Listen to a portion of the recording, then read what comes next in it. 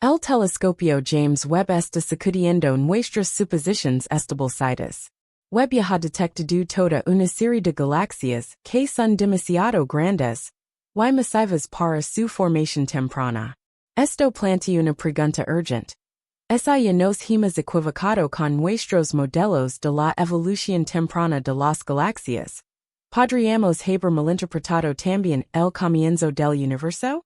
Aunque la teoría del Big Bang ha sido aceptada durante mucho tiempo, actualmente está siendo objeto de crecientes críticas.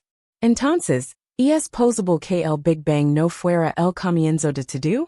Después de todo, no sería de ninguna manera la señal cósmica de inicio, sino simplemente una de un número infinito de transiciones. En este contexto, la siguiente pregunta intrigante no está muy lejos. ¿Qué existe realmente antes del Big Bang? Según nuestra comprensión actual, el universo estaba en un estado caliente y denso, y luego, hace casi 14.000 millones de años, comenzó la expansión. No solo los fanáticos de la comedia o de culto de theory of the universe's origin saben cómo tuvo lugar el nacimiento del universo, sino que, según nuestra comprensión real, la gran explosión a menudo citada representa el evento en el que el espacio, el tiempo y la materia emergen de una singularidad única hace unos 13.800 millones de años, allanando el camino para lo que una vez fue, y es hoy y será en el futuro. Hasta aquí, esto es lo que se supone generalmente. Pero, ¿cómo podemos saber hoy lo que sucedió hace no menos de 13.800 millones de años? Bueno, es bastante sencillo. Mirando hacia atrás en un desarrollo que comenzó con el Big Bang, y continúa hasta el día de hoy. Como es bien sabido, el universo no es de ninguna manera una entidad rígida y inmutable, sino una construcción que se ha expandido incesantemente desde el momento de su creación. Para una mejor comprensión, debe mencionarse en este punto que el universo no se está expandiendo en un espacio existente. No es el espacio mismo el que está en constante crecimiento. Si ahora rastreamos la expansión del universo, en el tiempo con la ayuda de la teoría general de la relatividad de Einstein. Finalmente llegamos a un punto en el que la densidad de la materia y la energía es infinita, y todas las distancias espaciales tienden a cero. Esto nos lleva a contar hacia atrás hasta el estado denso y caliente de la introducción de la teoría del Big Bang. Pero los cálculos teóricos no son lo único que ha ayudado a la teoría del Big Bang a su posición prominente. Porque de hecho también existe la radiación cósmica de fondo. Se trata de una radiación en el rango de microondas que se creó unos 380.00 años después del nacimiento del universo, y que todavía hoy llena el universo. Dado que dicha radiación fue predicada teóricamente en el modelo estándar, su detección genuina se considera una evidencia esencial para la teoría del Big Bang. Pero a pesar de estos modelos matemáticos, y las reliquias de radiación encontradas, no debemos olvidar que el Big Bang también plantea más preguntas de las que responde. En otros aspectos, según nuestro entendimiento, el universo primigenio debe haber experimentado la inflación cósmica, en fracciones de segundo, y se expandió por un factor de 10 elevado a la potencia de 30 a 10 elevado a la potencia de 100 en este periodo de tiempo ridículamente corto. Sin embargo, ¿cómo ocurrió exactamente esta llamada inflación cósmica? ¿Y si realmente sucedió? Es tan poco claro como la siguiente pregunta. ¿Hubo algo antes del Big Bang? De hecho, la teoría del Big Bang por sí sola no es capaz de resolver todos los misterios cósmicos. Por ejemplo, está la cuestión de lo que realmente sucedió en el trasfondo del nacimiento cósmico. En otras palabras, ¿qué llevó a algo que emergió repentinamente de la nada hace 13.800 millones de años? ¿Hubo un detonante o fue pura coincidencia? ¿Y cómo puede la materia surgir de la nada? Bueno, Stephen Hawking abordó este complejo tema de una manera simple y lógica. El genio fallecido en 2018 citó lo siguiente. La pregunta de que había antes del Big Bang es, tan inútil como preguntar que está al norte del Polo Norte. Porque el tiempo mismo solo comenzó con el Big Bang. Este es un evento que no puede haber sido causado por nada ni por nadie. Las propias leyes de la naturaleza nos dicen que el universo puede haber llegado a existir sin necesidad de energía o de una causa. Sin embargo, otros investigadores tienen sus problemas precisamente con esta suposición. Pero hablaremos de eso en un momento. No menos controvertida es la cuestión de por qué la materia y la radiación están distribuidas de manera tan uniforme en el universo.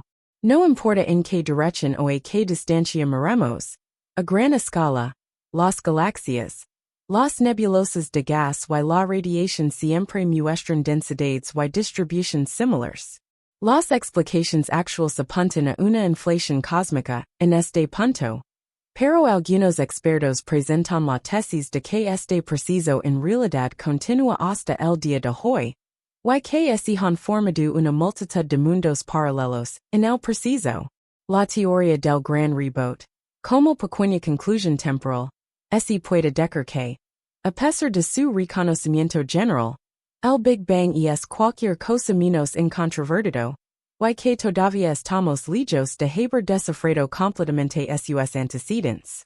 Y así sucede que, con el tiempo, han surgido algunas alternativas que intentan explicar la cuestión del comienzo cósmico de una manera completamente diferente. Y aunque las teorías correspondientes a veces difieren drásticamente entre sí, comparten un punto en común principal. Tenemos que abandonar la idea de que el Big Bang fue el comienzo de todo. Si hubo otro universo antes del Big Bang, el Big Bang no fue más que la transición explosiva de un universo al siguiente. Y por tanto sería mejor describirlo como el gran rebote. Pero, ¿qué significa eso exactamente? ¿Hay alguna pista clara que apoye la existencia de un universo tan cíclico? Bueno, en principio, la idea de la interacción entre la destrucción y el renacimiento no es nada nueva. Los primeros Vedas indios, por ejemplo, describen el universo como una secuencia de creación, destrucción y recreación que se repite para siempre. Los mayas tenían una visión del mundo muy similar, y el propio Einstein dedicó algún tiempo a considerar la idea de un universo oscilante y cíclico, y pensó que era bastante posible. En línea con el lema, lo que se expande también puede volver a contrarse. Los mundos cíclicos siguen siendo bastante populares en la cosmología actual. Esto no es sorprendente, ya que este enfoque es capaz de eludar el problema de que, si la materia siempre ha existido en un ciclo eterno, la cuestión de cómo algo puede surgir de la nada ya no es relevante. En tal contexto, simplemente nunca ha existido tal cosa como una nada absoluta. Y en este caso, la extraña uniformidad del universo también podría explicarse por la contracción cósmica, que distribuye prácticamente todo por igual. El detonante del Big Bang sería igual de fácil de encontrar. Fue simplemente el final del ciclo previo, el que siguió una nueva fase de expansión. Así que todo podría ser tan sencillo si no fuera por el problema de la entropía. De acuerdo con la segunda ley de la termodinámica, el grado de desorden en un sistema cerrado siempre aumenta, y esto también se aplica al universo. Como resultado de los ciclos siempre nuevos, tendría que ver aumentar la entropía para siempre. Esto significa que, con cada nuevo comienzo cósmico, se crea un poco más de radiación en relación con la materia, y que el universo eventualmente alcanzará un estado de máxima entropía, en el que ni átomos, ni estrellas, ni galaxias podrán existir. Pero eso no es todo. Como resultado del problema de la entropía, cada vez más partículas desordenadas se comprimen con cada contracción del universo, mientras que el siguiente nuevo comienzo iría acompañado de una dispersión más fuerte.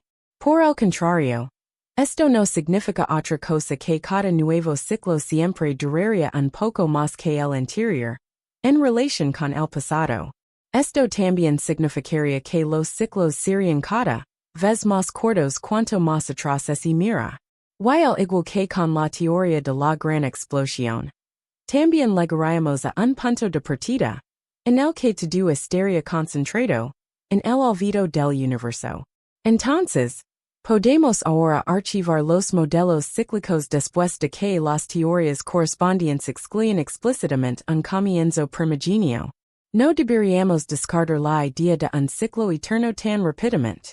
De hecho, los científicos han encontrado una manera de resolver el problema de la entropía. Y lo que se necesita es un universo que sufra una forma grave de pérdida de memoria. Gravedad cuántica de bucles. Para entender lo que esto significa, tenemos que dar un breve rodeo al mundo de la gravedad cuántica de bucles. Según esta teoría, y contrariamente a las suposiciones de Einstein, el tejido del espacio-tiempo no es continuo, sino que se divide en unidades pequeñas y indivisibles. Los bucles epónimos tienen una extensión de 10 elevado a -35 metros, que corresponde a la longitud de Planck, la unidad más pequeña posible de la teoría cuántica. En conjunto, los bucles interconectados forman la estructura básica del universo, y las partículas representan los nodos de la construcción en forma de red. De esta manera, podemos imaginar el universo como un único flotador de conexiones diminutas, y en constante cambio, que no son invisibles ni detectables para nosotros. En este contexto, la singularidad única del universo no puede haber existido. La gravedad cuántica de bucles solo permite valores físicos finitos, lo que significa que una densidad infinita no es permisible. Al mismo tiempo, la cuantización provoca un evento que no es menos espectacular. El gran rebote. En el momento de la gran explosión, la gravedad se invierte. En lugar de ejercer una fuerza de atracción como de costumbre, de repente la gravedad aleja todo. Como resultado, el espacio queda prácticamente al revés, lo que tiene algunas consecuencias sorprendentes. En consecuencia, el modelo de bucles afirma literalmente que la gran explosión no fue el comienzo de todo. En contraste con la teoría de la relatividad, también produce resultados matemáticos válidos respecto a la gran explosión. Por lo tanto, realmente podría haber habido un gran rebote, en el que el universo anterior colapsa sobre sí mismo, y luego es empujado de vuelta a escalas más grandes, por el efecto antigravitacional de su propia red microscópica. Convenientemente, las fluctuaciones resultantes en la materia, y la densidad de energía borrarían toda la información del universo anterior. En otras palabras, cada nuevo universo sufriría un caso severo de pérdida de memoria, lo que, en consecuencia, también proporcionaría una solución al problema de la entropía. Dado que está virtualmente restablecida a cero, el universo puede cortar sus viejas trenzas de entropía y comenzar de nuevo sin preocupaciones. No olvides suscribir y darnos un like sit gusto. Recuerda hacerlo para no perder un nuevo video nuestro. Nos vemos.